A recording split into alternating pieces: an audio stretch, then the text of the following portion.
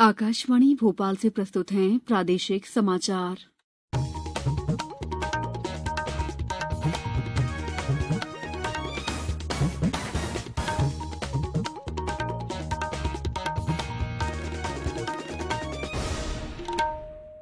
नमस्कार, समाचारों के साथ मैं दीपा सिंह। सबसे पहले मुख्य समाचार।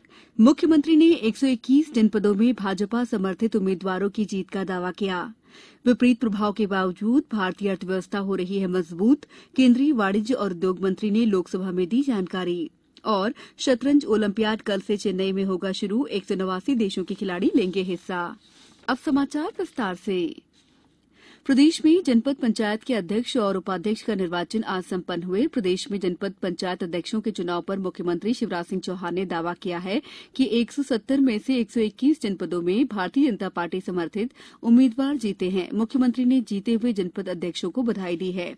वहीं आधिकारिक सूत्रों से मिली जानकारी के अनुसार मतगणना में भारतीय जनता पार्टी के 121 जबकि 43 कांग्रेस समर्थित उम्मीदवार जनपद अध्यक्ष चुने गए हैं। वहीं गोंडवाना गणतंत्र पार्टी समर्थित 2 और 4 निर्दलीय उम्मीदवार भी जनपद अध्यक्ष निर्वाचित हुए हैं। परिणामों की आधिकारिक पुष्टि का अभी इंतजार है। दूसरी ओर राज्य निर्वाचन आयोग के सचिव राकेश सिंह ने जानकारी दी है कि कल 28 जुलाई को दूसरे चरण में 143 जनपद अध्यक्षों के अध्यक्ष और उपाध्यक्ष का निर्वाचन होगा। वहीं जिला पंचायतों के अध्यक्ष और उपाध्यक्ष का निर्वाचन 29 जुलाई को होगा। विश्व की अर्थव्यवस्थाओं पर पड़े विपरीत प्रभाव के बावजूद भारतीय अर्थव्यवस्था निरंतर तेजी से मजबूत हो रही है। लोकसभा में एक लिखित उत्तर में वाणिज्य और उद्योग मंत्री पीयूष गोयल ने ये जानकारी दी। उन्होंने कहा कि उच्च आवृत्ति संकेतकों के अनुसार पिछली तिमाही की तुलना में चालू वित्त वर्ष 2022-23 की पहली तिमाही अर्थव्यवस्था में वृद्धि दर्ज हुई है।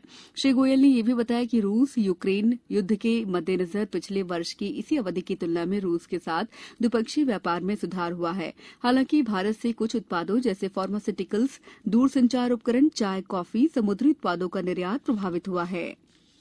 अंतर माध्यम प्रचार समन्वय समिति की बैठक आज भोपाल के केंद्रीय कृषि अभियांत्रिकी संस्थान में संपन्न हुई।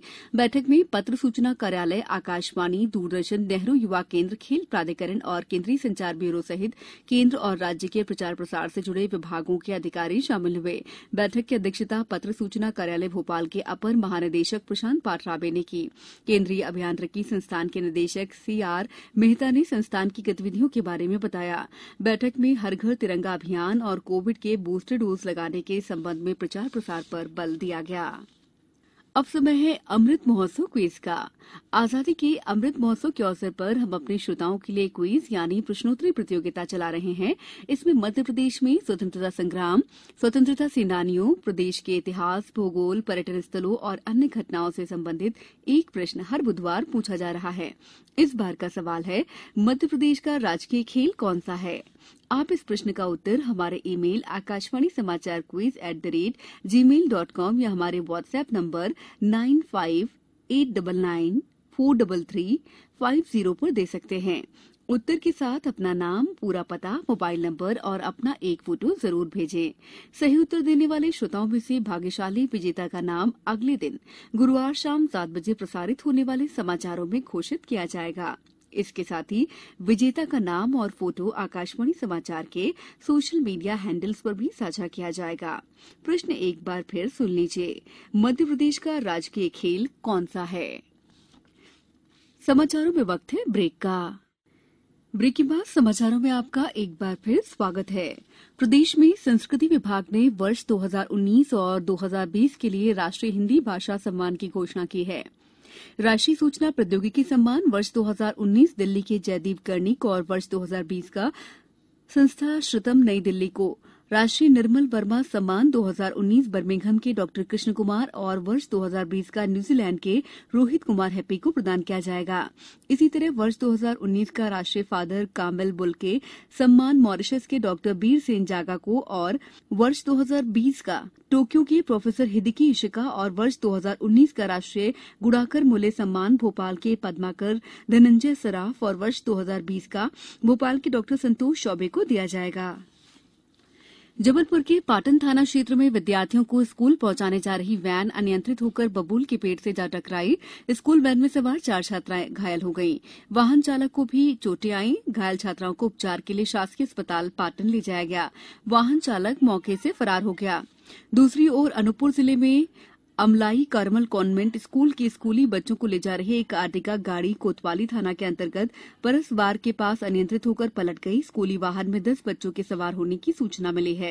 हादसे में कई बच्चे घायल हो गए हैं, जिन्हें जिला अस्पताल में भर्ती कराया गया। 2 बच्चों की हालत गंभीर बताई जा रही है। वाहन चालक भी गंभीर रूप से घायल हो गया है। एक अन्य घटना आज सुबह चितरपुर पन्ना मार्ग पर पहाड़ी ग्राम के पास हुई, जिसमें एक इनोवा कार अनियंत्रित होकर पलट गई। हादसे में एक व्यक्ति की मौके पर ही मौत हो गई, जबकि 2 अन्य घायल हो गए। बमीठा पुलिस पूरे मामले की जांच कर रही है।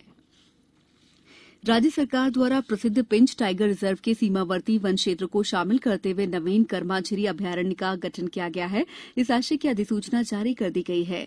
प्रधान मुख्य वन संरक्षक जसवीर सिंह चौहान ने बताया है कि नवगठित कर्माझिरी अभयारण्य में सिवनी जिले के वन क्षेत्र को शामिल किया गया है।